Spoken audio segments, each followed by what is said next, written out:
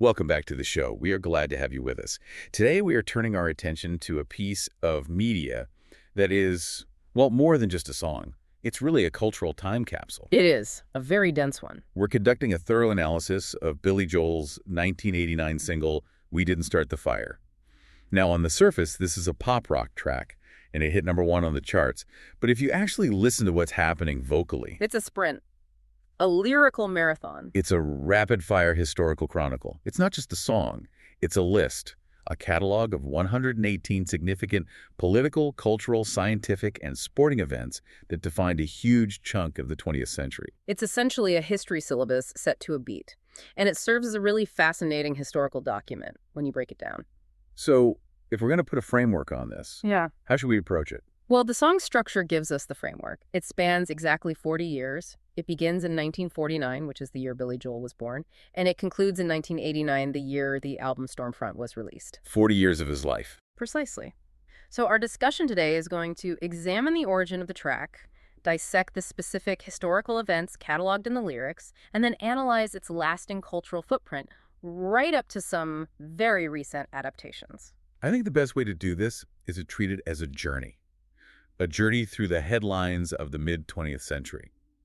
Because the song, it moves at a breakneck pace, but we are going to slow it down. We have to. We have to. We need to understand the context of these references because for many listeners today, names like Walter Winchell or terms like Studebaker might not mean very much. So in effect, we're going to build a biography of the post-war era, headline by headline. It's the story of the Cold War era, really, told through the lens of an American musician who lived right through the middle of it. Exactly. So let's start at the very beginning, the origin story. How does a song like this even happen? It turns out the inspiration struck when Billy Joel had just turned 40. Right, this was 1989. He was in a recording studio, and he ended up in a conversation with a 21-year-old man. This young man was a friend of Sean Lennon. And there's this generational disconnect that sparks the entire concept. It's a classic, you kids don't know how it was moment, but in reverse. Right. The younger man was complaining. He specifically said, and this is the quote, "It's a terrible time to be 21. He was just lamenting the state of the world at that time. And Joel, from his perspective, at age 40, tries to offer some context. He does. He replied that he remembered being 21, and he thought it was an awful time then, too. He brought up the Vietnam War, the drug problems, the civil rights struggles. He was trying to say that, every generation faces its own turmoil. But the young man's response was the real catalyst. It wasn't just that he disagreed. No, he was dismissive. He told Joel, yeah, but it's different for you. You were a kid in the 50s, and everybody knows that nothing happened in the 50s. And that's the line. That is the line that did it. Nothing happened in the 50s. You can almost picture Joel just stopping in his tracks. He was taken aback. He realized the symmetry of the timeline. He had lived through that exact 40-year period that this younger man felt was uneventful. So he immediately started to rebut him. Immediately. He asked, wait a minute, didn't you hear of the Korean War? Or the Suez Canal crisis? And Joel later stated that those specific headlines, the Korean War and the Suez Canal crisis, formed the immediate framework for the song. He realized he needed to prove that his generation didn't just inherit a peaceful world. No, it was a world that was already burning with conflict. The fire was already going. It's interesting, though, that despite the song's massive success and its, undeniable lyrical cleverness, Joel himself has been very critical of it from a musical standpoint. He really has. He has compared the melody to a dentist drill. That's not exactly a glowing review from the composer. Not at all. He admitted that it's not much of a song, melodically. And he revealed that it actually started out as a country music tune before it evolved into the rock track we all know. He felt the melody had to be monotonous, really, just to accommodate so many words. Structurally, it's known as a list song, and it uses a stream of consciousness style. It's designed to create that sense of information overload, which mirrors the feeling of living through those decades and just being constantly bombarded by the news. That's a great point. It feels like flipping through channels or scanning headlines. And despite his dismissal of it as a terrible piece of music, it clearly resonated with the public. It reached #1 on the U.S. Billboard Hot 100. The message got through, even if the melody was, in his words, like a dentist drill. Okay, so let's get into that timeline. The song is chronological, starting in 1949. The very first lyric is Harry Truman. A very deliberate starting point. So this refers to Harry S. Truman, of course. In 1949, he was inaugurated after winning the 1948 presidential election. It was a huge moment because he had taken over a partial term after Franklin D. Roosevelt died in 45. But this election, this was his own victory. It validated his presidency. The famous Dewey defeats Truman headline from the Chicago Tribune was proven wrong. This win gave him the mandate to pursue his policies, like the Marshall Plan and his stance on the containment of communism. It sets the political stage immediately. This is America's leadership at the dawn of the Cold War. And then, just as quickly, he pivots. To Doris Day. She had just released her debut album, You're My Thrill, and she was starring in hit movies like My Dream Is Yours. She represented a certain wholesome, all-American image, the girl next door. It's a jarring shift from the president to a movie star, but it establishes the pattern for the whole song, politics and pop culture side by side. Next up, Red China. And this is a massive geopolitical shift. Absolutely monumental. The Communist Party of China had just won the Chinese Civil War, establishing the People's Republic of China under Mao Zedong. This changed the global balance of power instantly. It created significant fear in the West about the spread of communism. The whole domino theory really takes root here. And juxtaposed right next to that huge global event is Johnny Ray. Johnny Ray. Now, he's a name that might not be as familiar today, but he was a progenitor of rock and roll. He signed his first recording contract with OK Records in 1949. He had a very emotional, almost overwrought style of singing. It was a bridge between the old crooners and the rock stars who would come later. He would often cry on stage, which earned him the nickname the Prince of Wales. It was a very different kind of male performance for the time. And then we're back to culture with South Pacific. Right, the award-winning musical by Rodgers and Hammerstein, which opened on Broadway that year. It was a cultural phenomenon, a huge hit, but it also addressed issues of racial prejudice head-on, which was quite significant for 1949. It is worth noting how the lyrics bounce between these high-stakes politics and entertainment. It really reflects how people consume news, you know? A war declaration is on one page, and a movie review is on the next. Exactly. The next line is Walter Winchell. An incredibly powerful figure. Largely forgotten today, but at the time, he was a hugely influential newspaper and radio journalist. He basically invented the modern gossip column. And in 1949, he began to aggressively denounce communism as the main threat facing America. He was a major voice in shaping public opinion. He could make or break a career with a single column. He was a kingmaker and a destroyer of reputations. And the verse ends with Joe DiMaggio, the Yankee Clipper. In 1949, he signed a record-breaking contract worth $100,000 with the New York Yankees. That was the first time a baseball player had ever earned six figures. It was a huge benchmark for professional athletes and salaries. So immediately, in just that first verse, we see the pattern. We have the president, a movie star, a global revolution, a musician, a Broadway play, a journalist, and an athlete. It's a cross-section of American life. A perfect snapshot of 1949. And now we move into the 1950s. This is the decade where the young man claimed nothing happened. Joel challenges that immediately. 1950 begins with Joe McCarthy. Senator Joseph McCarthy. He exploded into the national consciousness that year with his Lincoln Day speech in Wheeling, West Virginia. This is where he claimed to have a list of communists. A list of 205 known members of the Communist Party who were, in his words, still working and shaping policy in the State Department. It launched his anti-communist crusade. It was the beginning of a witch hunt that would really define the era. It created an atmosphere of paranoia that permeated everything: government, Hollywood, academia. Then, Richard Nixon. He was first elected to the United States Senate in 1950. He'd already made a name for himself in the House Un-American Activities Committee, particularly with the Alger Hiss case. So his election to the Senate in 50 just solidified his rise as a major national political player. You've got two figures introduced here who would dominate American politics for decades. Then we have a shift to industry. Studebaker. A popular automobile company. They were known for their distinct, almost futuristic designs, like the bullet-nosed cars. But in 1950, the company began its financial downfall. It represents the shifting industrial landscape where smaller independent automakers were being squeezed out by the big three: Ford, GM, and Chrysler. A sign of the times, corporate consolidation. Next up is television. Which is arguably one of the most significant cultural shifters in the entire song. In 1950, television became widespread throughout Europe and North America. It just fundamentally changed how people consumed information and entertainment. It began to replace radio as the dominant medium in the home. It homogenized culture in a way. Everyone was watching the same show, seeing the same news reports. It brought world events into the living room in a very immediate way. Then the tone darkens.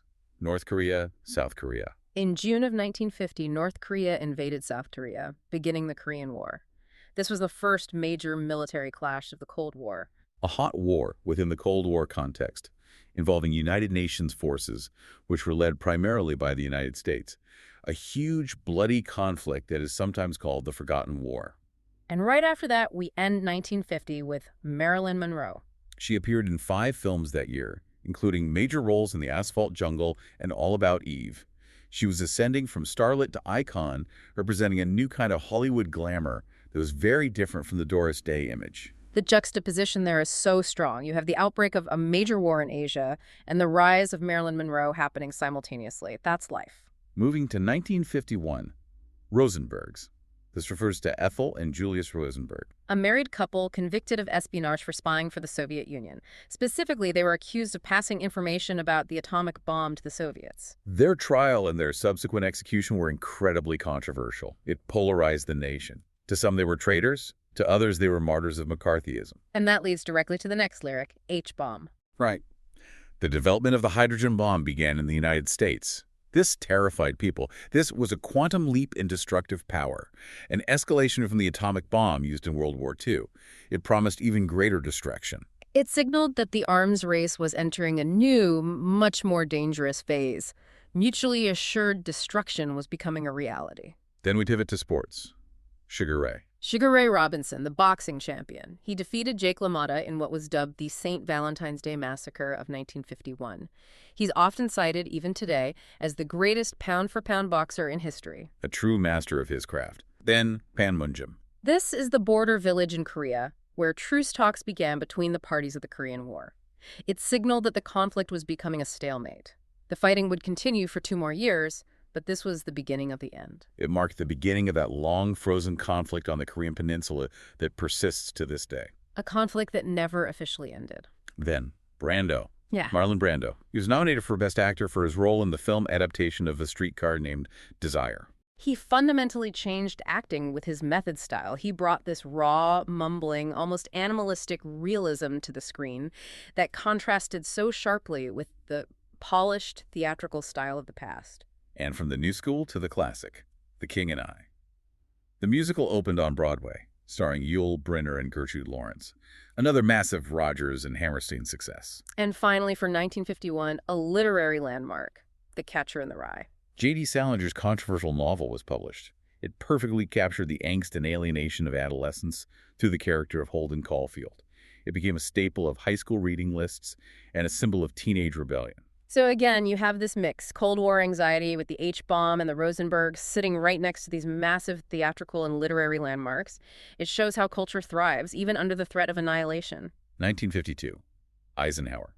Dwight D. Eisenhower won the presidential election in the landslide. As the Supreme Allied Commander in World War II, he was a genuine war hero. He promised to go to Korea and end the war. His slogan was simply, "I like Ike." He represented stability and competence to a lot of people. Next, vaccine. This is huge. This is Jonas Salk successfully developing the vaccine for polio.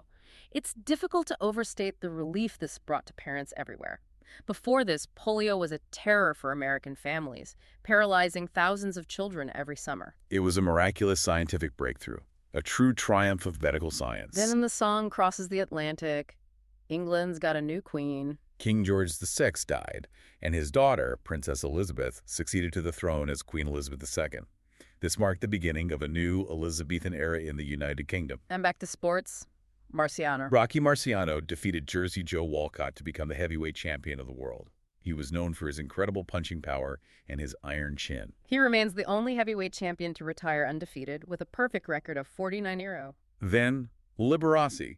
He made his broadcast debut with The Liberace Show. And he brought a level of showmanship that was just unprecedented at the time. With his candelabras, his sequin jackets, his ornate pianos, he became one of the highest-paid entertainers in the world. And the year ends on a philosophical note. Santayana goodbye. George Santayana, the philosopher and writer, passed away in 1952. He's best known for that famous aphorism, Those who cannot remember the past are condemned to repeat it. Which is an incredibly fitting theme for this entire song, as Joel is essentially listing the past so that it won't be forgotten. Precisely. 1953, Joseph Stalin, the leader of the Soviet Union, died. This was a massive event in the Cold War. It created a power vacuum and a great deal of uncertainty about who would succeed him and whether Soviet policy might change. Which leads to the next name, Malenkov. Georgy Malenkov succeeded Stalin for a brief period. He was premier of the Soviet Union, but he was quickly overshadowed and eventually pushed aside by Nikita Khrushchev. Then Nasser. Gamal Abdel Nasser was rising to power in Egypt following the revolution of 1952. He would become the second president of Egypt and a central figure in Arab nationalism and the non-aligned movement. And another death, Prokofiev. Sergei Prokofiev, the great Russian composer, famous for Peter and the Wolf, died on the very same day as Stalin. Which is an amazing tragic coincidence. Because of the timing, his deaths received almost no attention in the Soviet press compared to the dictator's massive state funeral. Now here is where we hit a small historical snag in the lyrics, a point of contention. Right. The lyric is Rockefeller. In 1953, Winthrop Rockefeller had a very highly publicized divorce, which was a major scandal at the time, so that fits. However, Billy Joel later stated that he actually meant Nelson Rockefeller, the future governor of New York. The problem is, Nelson didn't become governor until 1959. So while Rockefellers were in the news in '53, the specific political reference Joel intended is slightly anachronistic. An interesting little footnote. Then, Campanella. Roy Campanella, the star catcher for the Brooklyn Dodgers, won the National League MVP award for the second time. He was one of the great players of his era. And then, Communist Bloc. That refers to the uprising in East Germany in 1953. Workers protested against the government's policies, and the uprising was brutally crushed by Soviet tanks. This showed the world very clearly that the Soviet grip on Eastern Europe was absolute and would be maintained by force, despite Stalin's death. Any hope for a thaw was put on hold. Moving to 1954, Roy Cohn. He was Joseph McCarthy's chief counsel during the televised Army McCarthy hearings, a very controversial figure known for his aggressive, ruthless tactics. He resigned in 1954, which was one of the signals of the decline of McCarthy's power and influence. Then Juan Perón. The president of Argentina was at the height of his power, along with his wife Evita, though his regime was becoming increasingly unstable by this point. Toscanini. The legendary Italian conductor Arturo Toscanini was at the peak of his fame with the NBC Symphony Orchestra, but he retired in 1954 after suffering a memory lapse during a live broadcast, the end of an era in classical music. And then a very domestic, consumer-focused reference, dacron. This is an artificial fiber, a type of polyester. It represents the post-war boom in consumer goods and new materials that were transforming everyday life, from clothing to home furnishings. The plastic age was really beginning, bringing convenience and new styles, the better living through chemistry idea. Then a huge one, Dien Bien Phu false. This is a critical moment in Cold War history. The French military forces were decisively defeated by the Viet Minh at the Battle of Dien Bien Phu in Vietnam. This defeat led to the French withdrawal from Indochina and the partition of Vietnam into a communist north and a U.S.-backed south. Yeah. This is the seed of the Vietnam War. This is where America's involvement really begins. And the year ends with Rock Around the Clock. Bill Haley and his Comets released this hit single. Many historians and music critics cite that song as the anthem that officially ushered in the rock and roll era. Especially after it was used in the opening credits of the 1955 film Blackboard Jungle. It became an anthem for teenage rebellion. 1955, Einstein. Albert Einstein died at the age of 76 in Princeton, New Jersey. The world lost its most famous scientist, a true giant. Then James Dean. He achieved massive, iconic success with East of Eden and Rebel, Without a Cause, becoming the ultimate symbol of teenage disillusionment and cool. But then he died in a car accident at age 24 that same year, which just cemented his legend forever. And then Brooklyn's got a winning team. The Brooklyn Dodgers finally won the World Series, beating their arch rivals, the New York Yankees. Wait till next year had finally arrived. It was a moment of immense joy for the borough of Brooklyn. And a huge cultural moment for kids. Davy Crockett. Disney released a mini-series about the frontiersman, starring Fess Parker, and it sparked a massive national fad. Coonskin caps became the must-have item for children across America. It was a marketing phenomenon. And another one for television, Peter Pan. The stage musical, starring Mary Martin, was broadcast live on TV. It was a major television event, drawing a huge audience of 65 million viewers. It was the first Broadway musical to be adapted for TV with its original cast, effectively bringing Broadway into living rooms all across the country. A huge deal. Elvis Presley. He signed with RCA Records in late 1955. This transaction took him from being a regional sensation on the Small Sun Records label to a national and then global phenomenon. Rock and roll was about to get its king. And finally, Disneyland.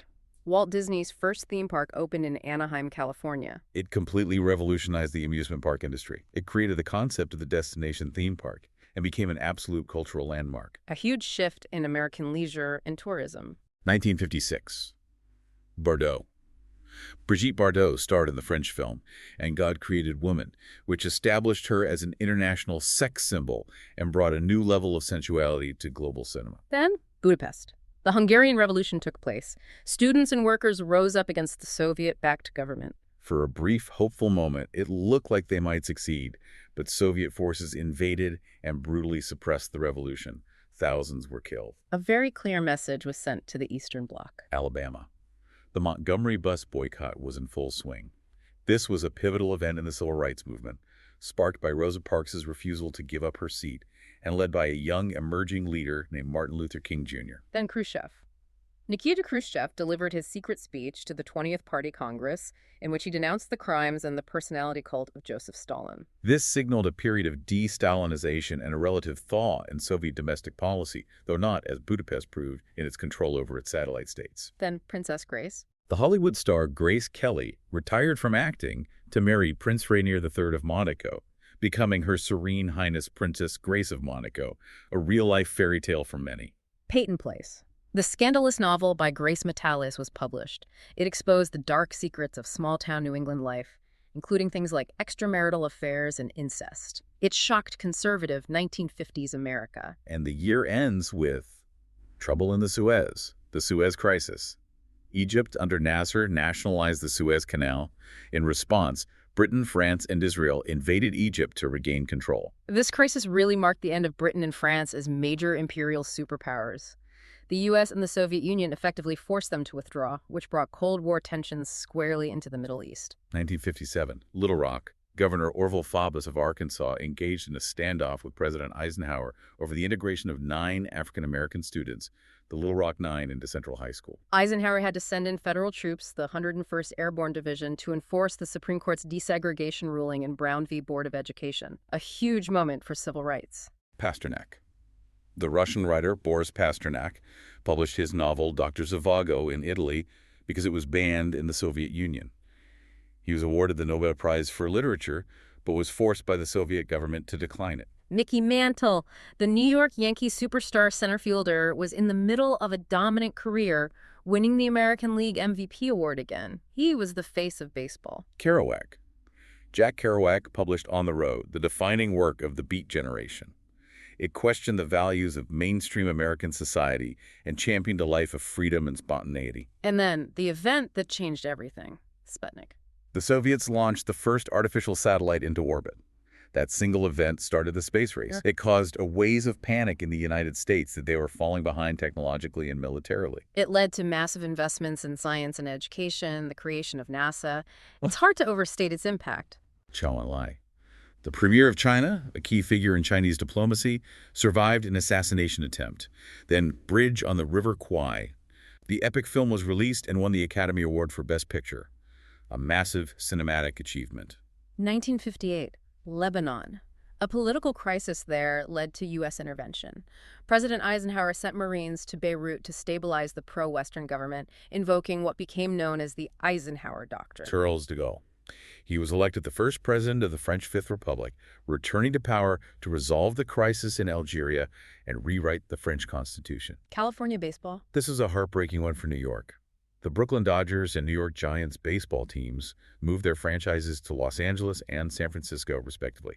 This extended Major League Baseball to the West Coast for the first time. Then Starkweather homicide. Charles Starkweather and his 14-year-old girlfriend, Carol Ann Fugate, went on a shocking killing spree in Nebraska and Wyoming, murdering 11 people. The brutality and the youth of the killers horrified the nation. And a medical tragedy, children of thalidomide. This was a devastating situation where pregnant women took the drug thalidomide for morning sickness, leading to thousands of babies being born with severe birth defects, particularly malformed limbs. It was a global medical disaster that led to much stricter drug approval regulations worldwide. 1959, Buddy Holly. He died in a plane crash along with Ritchie Valens and the Big Bopper. The event later became known as the Day the Music Died. In the song, Joel mimics Holly's signature vocal hiccup here, singing "uh-huh." Ben-Hur. The epic religious film starring Charlton Heston was released. It won 11 Academy Awards, a record that stood for decades. Space Monkey. Before sending a human up, NASA launched a rhesus macaque named Abel and a squirrel monkey named Baker into space, and they survived the flight. This was a crucial step toward human spaceflight. Mafia. The Appalachian Meeting, a summit of mob bosses in upstate New York, was raided by police. This event confirmed the existence of a nationwide organized crime syndicate, which the FBI under J. Edgar Hoover had previously downplayed. Hula hoops. The toy fad reached 100 million sales in 2 years. It was a craze that swept the entire nation. Then Castro. Fidel Castro came to power in Cuba after the Cuban Revolution overthrew the Batista regime. This established a communist state just 90 miles off the coast of Florida, a huge strategic issue for the U.S. And the decade ends with a failure. Edsel is a no-go. The Ford Edsel was a spectacular commercial failure. Despite a massive marketing campaign, the car's design was unpopular, and production ended after only a few years. So we finished the 1950s. Far from the idea that nothing happened, we have seen revolutions, wars, civil rights battles, the birth of rock and roll, and the dawn of the space age. It was an incredibly dense decade. Now we enter the 1960s. This is the era the 21-year-old friend acknowledged as tumultuous. It starts with U2. And it's important to clarify, this is not the Irish rock band. No. This refers to the U-2 spy plane incident in 1960. An American pilot, Francis Gary Powers, was shot down over the Soviet Union. It caused a major diplomatic incident and derailed a planned summit between Eisenhower and Khrushchev. Then, Syngman Rhee, the first president of South Korea, was forced to resign and flee the country following massive student protests against electoral corruption. Payola, a major scandal in the music industry. It involved illegal, under-the-table payments to radio disc jockeys to play specific records. It tarnished the reputations of major figures like Alan Freed. Kennedy. John F. Kennedy defeated Richard Nixon in the close 1960 presidential election. He represented a new generation of leadership, youth, and optimism. The torch has been passed. Chubby Checker. He popularized the twist with his cover of the song. It sparked a worldwide dance craze that crossed generational lines. CFO. Alfred Hitchcock's landmark horror film became a sensation. It broke cinema conventions by killing off its main star, Janet Leigh, early in the film. You can hear the screeching violins from the shower scene in Joel's song here. And Belgians in the Congo. The Republic of the Congo declared its independence from Belgium. The transition was chaotic and violent, leading to a civil war that became a proxy conflict for the U.S. and the USSR. As we move into the 60s, you can feel the tone of the events becoming more turbulent and violent. 1961. Hemingway. Ernest Hemingway, one of the greatest American writers of the 20th century, died by suicide in Idaho. Eichmann. Adolf Eichmann, a major architect of the Holocaust, was captured by Israeli Mossad agents in Argentina and brought to Israel for a very public trial. He was convicted and executed. Stranger in a Strange Land. Robert Heinlein's groundbreaking science fiction novel was published. It became a cult classic and a major influence on the counterculture movement. Dylan. Bob Dylan signed to Columbia Records. He would soon become the definitive voice of the protest movement and a generation. Berlin. The Berlin Wall was erected by East Germany overnight, physically dividing the city. It became the ultimate, stark symbol of the Iron Curtain and the Cold War divide. And Bay of Pigs invasion, the failed U.S.-backed invasion of Cuba by Cuban exiles. It was intended to overthrow Castro, but ended in a complete disaster and a major embarrassment for the new Kennedy administration. The Cold War is definitely heating up here, with major crises in Berlin and Cuba. 1962, Lawrence of Arabia. The epic film, directed by David Lean, premiered and was a massive critical and commercial success, a masterpiece of cinema. British Beatlemania. The Beatles started their ascent to superstardom in the UK, sparking a frenzy among fans that would soon spread to America and the rest of the world. Almost. Riots broke out at the University of Mississippi over the enrollment of James Meredith, an African-American Air Force veteran. 2 civilians were killed, and President Kennedy had to send in federal troops to restore order. John Glenn. He became the first American to orbit the Earth in the Friendship 7 capsule, restoring American pride in the space race after the early Soviet successes. Liston beats Patterson. The intimidating Sonny Liston defeated Floyd Patterson in the first round to become the heavyweight boxing champion of the world. 1963, Pope Paul. Cardinal Giovanni Montini was elected Pope Paul VI following the death of the popular Pope John XVIII III. He would oversee the completion of the historic Second Vatican Council. Malcolm X. He was a powerful and controversial figure in the civil rights movement, advocating for Black empowerment and separation from white society. He was often critical of the mainstream movement's nonviolent integrationist approach. British politician sex. This refers to the Profumo affair in the UK government. A massive scandal. The Secretary of State for War, John Profumo, had an affair with a model named Christine Keeler, who was also involved with a Soviet naval attaché. It was seen as a major national security risk and brought down the government. And then, the line that stops the music, JFK, blown away. The assassination of President Kennedy in Dallas on November 28, 1963. That is a pivotal moment in the American psyche. The song's abruptness captures the shock of it. It's often cited as the end of an era of innocence for America. The song then compresses the rest of the 60s. Birth control. The oral contraceptive pill became widely available. The 1965 Supreme Court case Griswold v. Connecticut struck down laws prohibiting its use by married couples. It was a revolution for women's rights and sexual freedom. Ho Chi Minh, the communist leader of North Vietnam.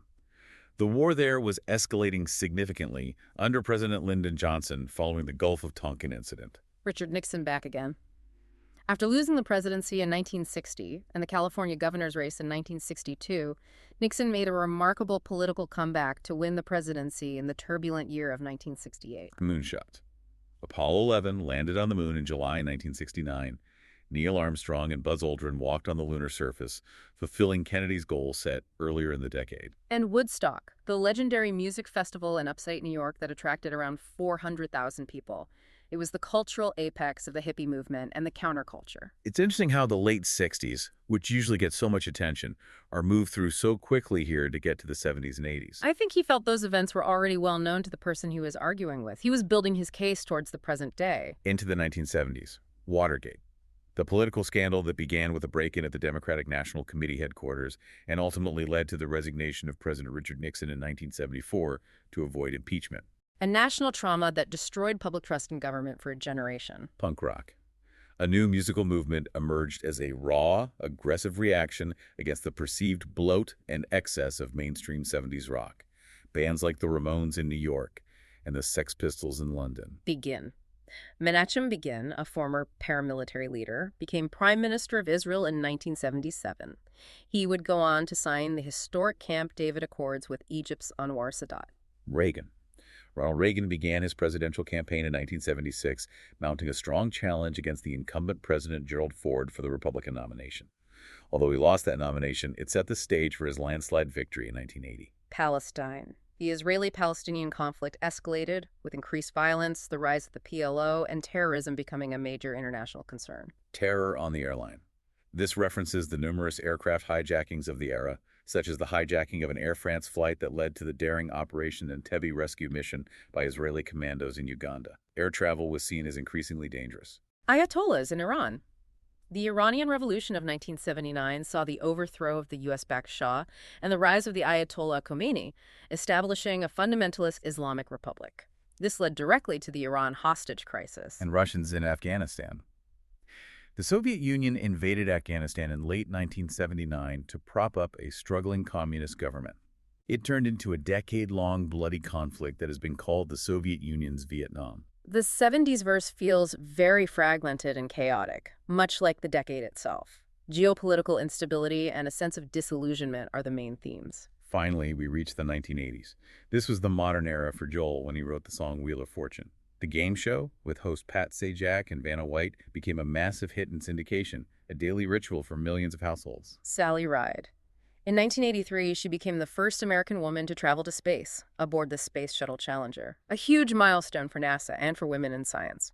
heavy metal suicide. This refers to the lawsuits against rock stars like Ozzy Osbourne and the band Judas Priest, where parents claim that subliminal messages in their music could cause teenagers to commit suicide, a flashpoint in the culture wars. Foreign debts. The Latin American debt crisis unfolded, where countries like Mexico, Brazil, and Argentina were unable to repay their massive foreign debts, threatening the stability of the global financial system. Homeless vets.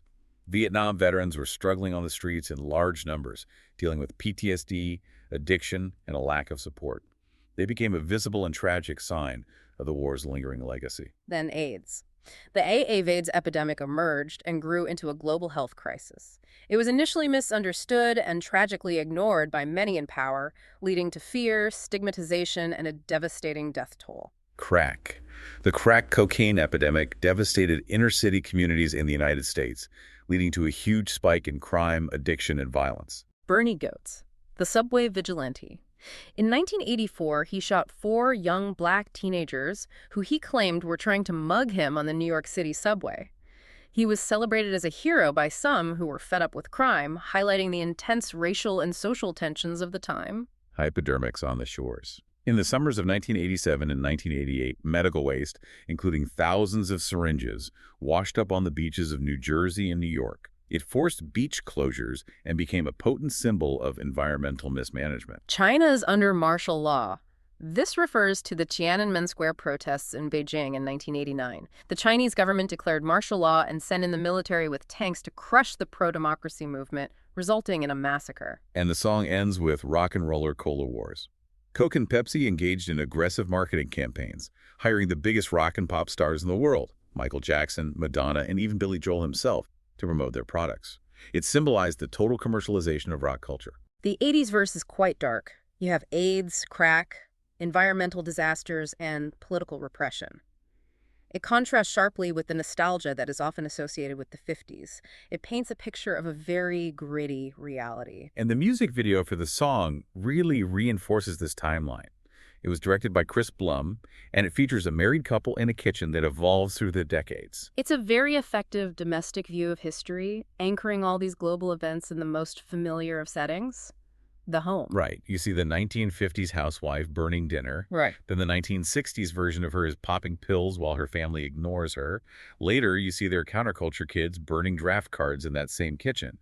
Eventually, the father passes away at the table. And all the while, Billy Joel is in the background observing. At one point, he's banging on the table in front of a burning backdrop that flashes these iconic, violent images, like the assassination of Lee Harvey Oswald. So what was the critical reception at the time?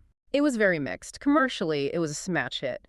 It was nominated for a Grammy for Record of the Year, but some critics found it overwhelming. One reviewer famously described the lyrics as pure information overload. And modern critics have sometimes been even harsher, labeling it one of Joel's worst songs due to the lack of a complex melody and the repetitive structure. But despite that, the format itself has become iconic. It's been parodied relentlessly in pop culture. Yeah. The Simpsons did a version called They'll Never Stop the Simpsons. On the show, Parks and Recreation, the character Leslie Knope sang her own version about the life of her boss, Ron Swanson. And Jimmy Fallon performed a version covering the entire Marvel Cinematic Universe with the cast of the Avengers. It has effectively become a meme. It's a recognized template for summarizing history in a rapid-fire way. And that brings us to the 2023 update. The rock band Fall Out Boy released a cover of the song, but with the updated lyrics to cover events from 1989 to 2023. A release that was, to put it mildly, quite controversial. To say the least. It was widely panned by listeners and critics. Fans pointed out that unlike Joel's version, the events in the Fall Out Boy version were not in chronological order, which made the narrative very confusing. And they also omitted some absolutely major events, most notably the COVID-19 pandemic. That was a glaring omission for a song that's supposed to be summarizing that specific era. It really was. Pete Wentz, a Fall Out Boy, explained in interviews that they felt COVID was all anybody talked about and they wanted to avoid it. He also admitted that the inclusion of the line Bush v. Gore was driven more by the need to find a rhyme than by a strict adherence to the timeline. Which sort of misses the entire point of the original song's construction. It does. But regardless of the quality of the cover, it proves that Joel's original structure remains the standard template for this kind of historical summary. It really brings us back to Joel's original intent. He wanted to prove that the The turmoil, the conflict, the insanity of history, it wasn't invented by the generation of the late 60s, and it didn't end with them either. It's a continuous cycle. The world is always burning. From Harry Truman to Tiananmen Square, from Joe DiMaggio to the Cola Wars. The names change, the headlines change, but the intensity of living through history remains the same. The fire keeps burning, and each generation has to navigate the smoke. Thanks for listening.